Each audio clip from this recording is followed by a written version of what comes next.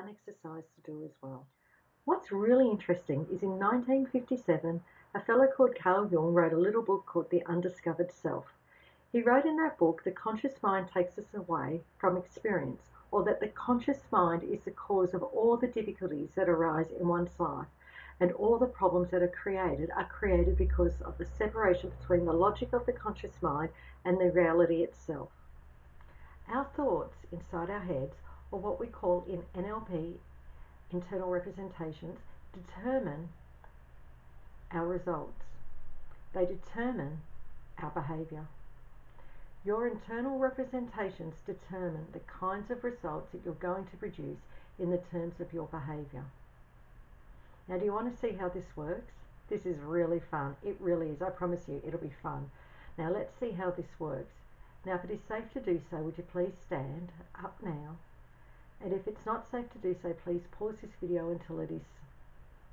Now, I'd like to say that I'm working on the assumption that you have now stood up and it is safe to do so, and your hands are now free.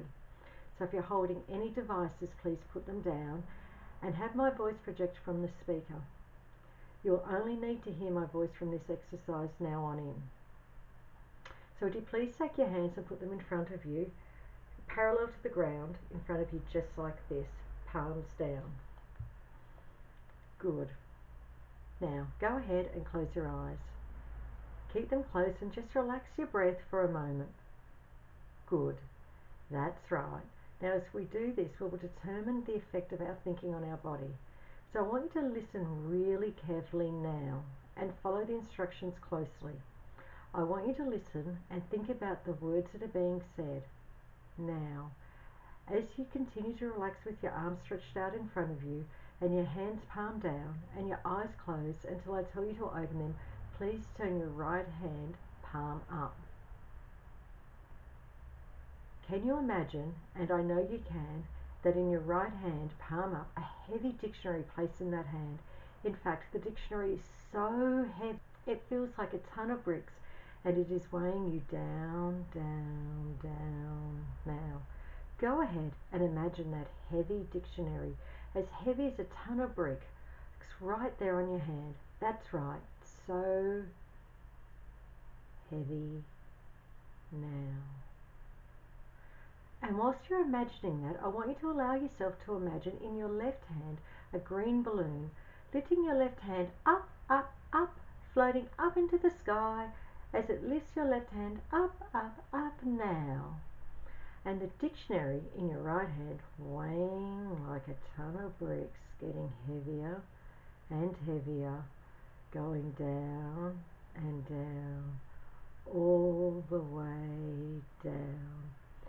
And the balloon in your left hand full of helium, going up, up, up, up, up and away. And when I say to open your eyes, stay exactly as you are, but with your eyes open. Okay, now, open your eyes. Look at the difference in your hands. If your hands are any different than when they were when we both started, exactly parallel, then the thoughts that you have held in your head just now changed your body.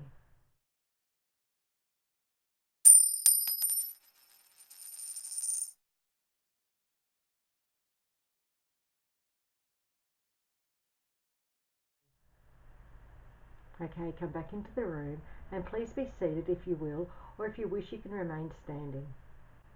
So, the thoughts that you held in your head just now had an effect on your behaviour. For some of us, the effect was more or less than it was for others. Look at the difference in your hands. If your hands are any different than when they were when we started, both exactly parallel, then the thoughts that you've held in your head just now changed your body. Some of you had your left hand right up in the air, and some of you had your right hand right down by your side, and some of you had them reasonably close. And if your hands were any different from exactly the same of where they were when we started, then the thoughts of your mind affected your body. Now imagine this happening only once in the day, as we've just done now. And what about the thoughts we've had with us all day long, or week long, or month long, or year long? Imagine the impact of some of those thoughts on your mind and your behaviour. Your thoughts have an absolute impact and effect on you and your behaviour. So when you have the same thoughts, whether consciously or unconsciously, over and over and over again, they will end up in our behaviour.